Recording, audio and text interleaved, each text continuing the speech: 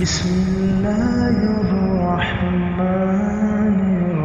الرحیم۔ بسم اللہ الرحمن الرحیم۔ آگے مصنف رحمہ اللہ نے کچھ صیغہ جات دیے ہیں جو پیچھے ہم تفصیل کے ساتھ کر چکے ہیں،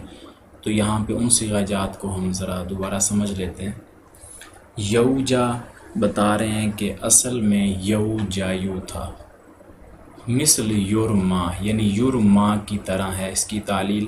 یعنی یو جایو اس پر یا متحرک ہے، ما قبل مفتوح ہے، تو قالا والے قاعدے سے یا الف میں بدلا تو یو جا پڑھا جائے گا، جیسے یورما پڑھا جاتا ہے۔ یلی اصل میں یو لیو تھا، یضربو کی طرح، تو پھر اس پر یعیدو والا قاعدہ لگا کہ یا متحرک ہے اور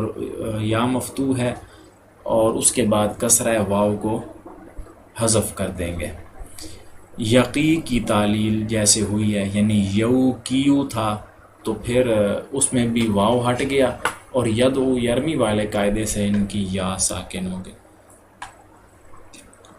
طوا اصل میں طوا یا تھا،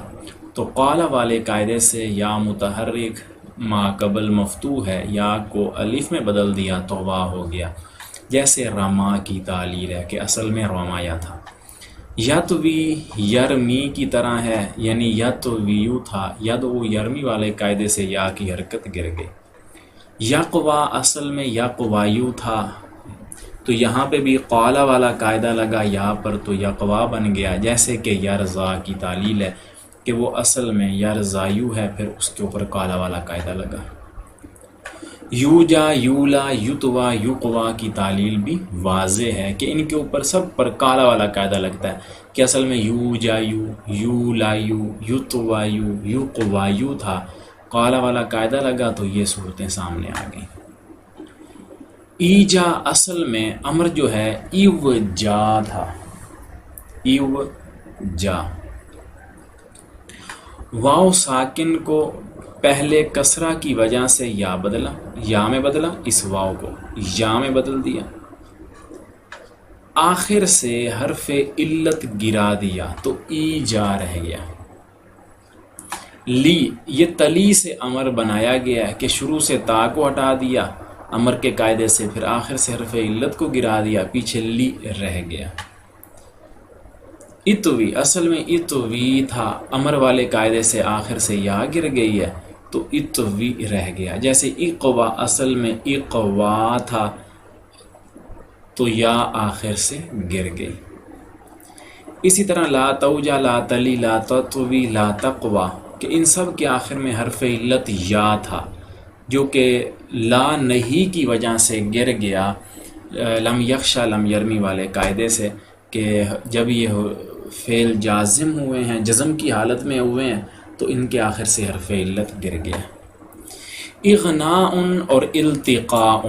اصل میں اغنایون اور التقایون تھا، یا بعد الف زائد کے ایک طرف میں واقع ہوئی، ایک کنارے پہ واقع ہوئی، یا کو حمزہ سے بدل دیا، اغناء التقاء ہو گیا، جو کہ اس میں فاعل قائل والا قاعدہ ہم نے پڑھا تھا، اس کے موافق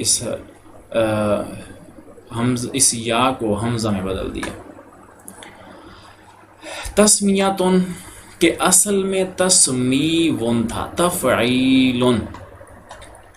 یا اور واو ایک جگہ جمع ہو گئے ہیں،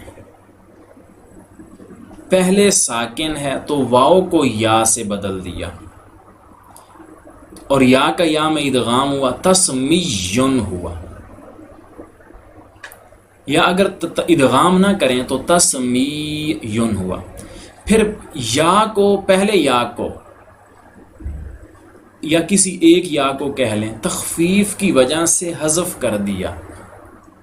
اور مصدر سے جب کوئی حرف حذف ہوتا ہے تو اس کے بدلے میں آخر میں گولتا لگائی جاتی ہے، تو اس وجہ سے تسمیتن ہو گیا۔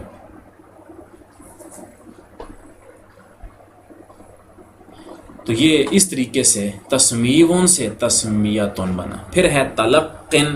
تو یہ ہم نے پیچھے ایک قاعدہ پڑھا تھا، تلقن والا قاعدہ، کہ اصل میں تلقون تھا، واو بعد ضمہ کے اسم کے آخر میں واقع ہوئی، اس ضمہ کو کسرہ سے بدل دیا، قواف کا ضمہ کسرہ سے بدل گیا، تلقیون ہوا، اور واو کو بسبب کسرہ کے یا سے بدل دیا تو تلقیون ہوا، تلقیون۔ اب اس تنوین کو توڑ کے لکھا جائے گا، تلقی یا پیش نون یون،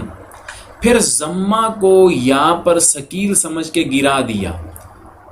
تو تلقین ہوا، پھر دو ساکن جمع ہوئے یا اور تنوین، یا کو گرا دیا تو پیچھے تلقن کا لفظ بچ گیا۔ تو یہ مختلف صیغہ جات ہیں جو کہ مصنف رحمہ اللہ نے ذکر کی ہیں، انہیں ہم پہلے تفصیل کے ساتھ کر چکے ہیں، تو یہاں پہ بھی ایک بار دوبارہ ہو گئے ہیں، تو امید ہے کہ یہ آپ سمجھ گئے ہوں گے۔